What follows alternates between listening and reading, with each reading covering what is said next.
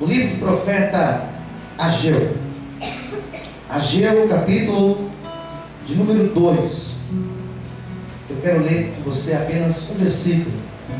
Livro do profeta Ageu, faz parte daqueles profetas menores. E logo depois do profeta Sofonias. Não sei se ajuda muito, né? Sofonias e Ageu. Tem gente que acha que é a mesma coisa, mas é bem diferente. Você pode ter certeza disso. Em antes do profeta Zacarias, Ageu, capítulo 2.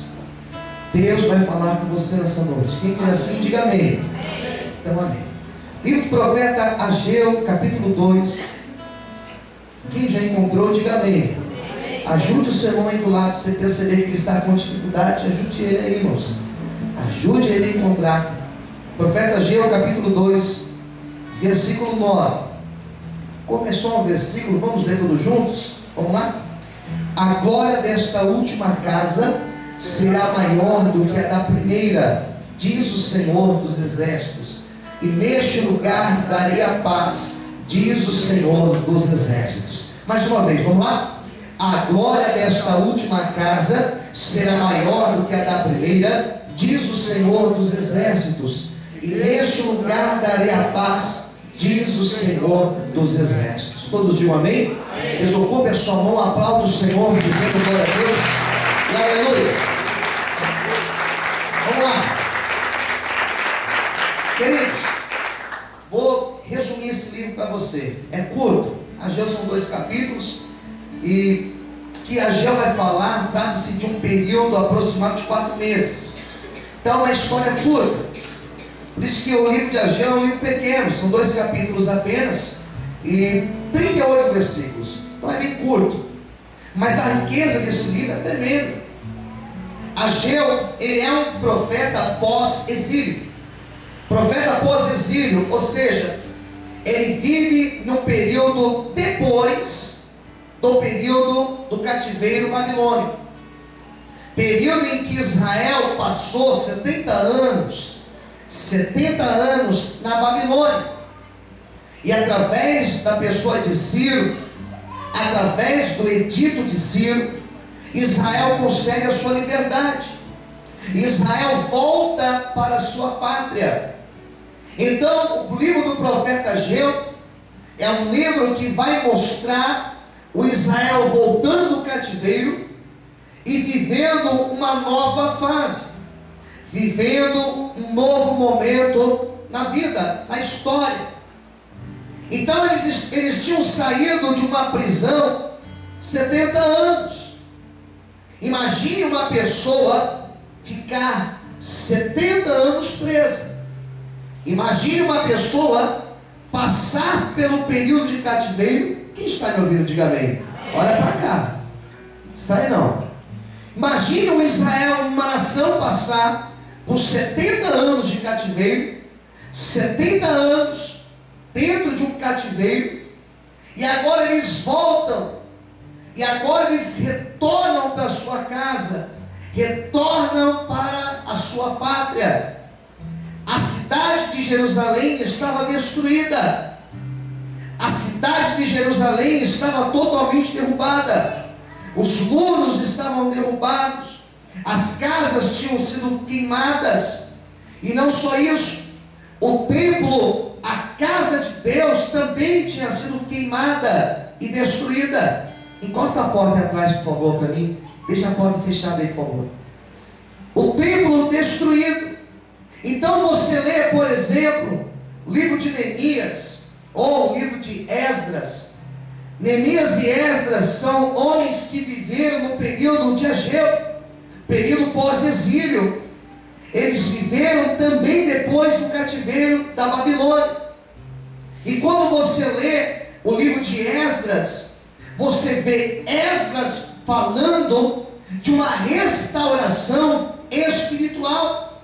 A proposta do livro de Esdras é a proposta de Israel voltar-se para Deus, de Israel deixar os seus casamentos profanos e fazer uma nova aliança com Deus, despedindo as mulheres, despedindo os filhos que eles tinham adquirido na terra da Babilônia.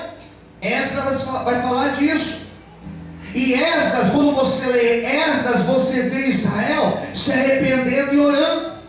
E você lê Neemias e você vê toda a narrativa de como aconteceu a reconstrução da cidade, a reconstrução dos muros da cidade.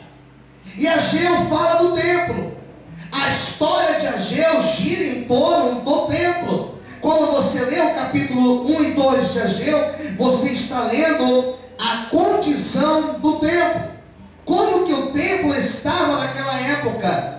E quando nós falamos do templo, nós estamos falando diretamente da vida espiritual de Israel.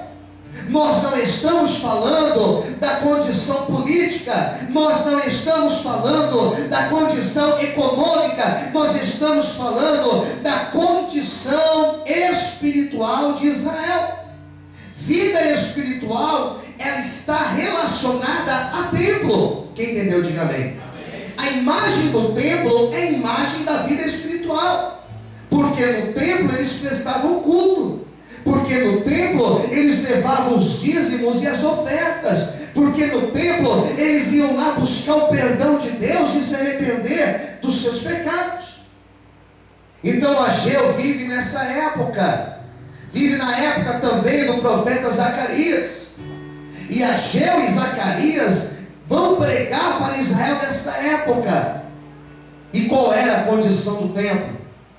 O templo, como também as casas e a cidade, também estavam destruídos e queimados. O templo tinha sido queimado. O templo de Jerusalém era um templo que antigamente, na época de Salomão, era um templo que ostentava a glória. As madeiras do templo, o cedro que foi edificado o templo, eram cedros lá do Líbano, uma madeira nobre. As paredes, elas eram revestidas de ouro. Era um templo que na parede já se via a glória, porque já tinha ouro. Era um templo que quem passava na porta, olhava, via a glória de Deus naquele lugar. E agora o templo estava destruído. Se o templo estava destruído, eu estou dizendo que a vida espiritual desse povo também estava destruída. Quem entendeu, diga amém. Pastor, então nós precisamos de templo? Não é que nós precisamos de templo, porque certa vez a mulher samaritana perguntou: Senhor, nós não temos um templo, nós temos um monte, onde nós buscamos a Deus? E Jesus disse: olha, é em espírito e em verdade, pode ser no templo, pode ser na casa, pode ser no monte, onde for, que você esteja em espírito e em verdade, você se encontra com Deus. Foi mais ou menos isso que Jesus disse. Mas a condição de Israel era terrível, porque Israel tinha começado a construir o templo, a reconstruir. Agora os homens de Jerusalém olhavam para os entulhos do templo e eles diziam: vamos tentar começar novamente todo esse negócio aqui. E eles começaram a preparar as bases da reconstrução, começaram a preparar as colunas, começaram a limpar a área do templo, começaram a reconstruir o templo. E daqui a pouco Israel começa a sofrer uma pressão espiritual. Israel começa a sofrer uma perseguição espiritual. E quando Israel começa a ser bombardeado espiritualmente, Israel começa a sofrer de 3 maus. Quantos maus eu disse? 3. Quantos maus? 3 maus. Preste bem atenção. Primeiro deles, as pessoas começaram a ficar desinteressadas pelo templo, perderam o interesse pelo templo, consequentemente interesse pelas coisas de Deus.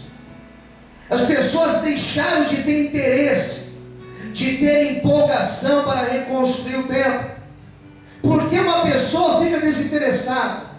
Uma pessoa pode ficar desinteressada por vários motivos, e um deles, que acredito que foi o motivo de Jerusalém, daquele povo, era o motivo de você olhar para o templo, os entulhos do templo, e você falar: jamais conseguiremos fazer um templo como era, jamais conseguiremos dinheiro para patrocinar uma construção gigantesca como essa.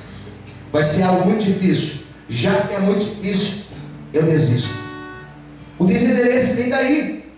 O desinteresse vem desse sentimento de você olhar para algo que já foi tão bom e falar, para chegar naquele nível, vou sofrer muito, então deixa para lá. Desinteresse.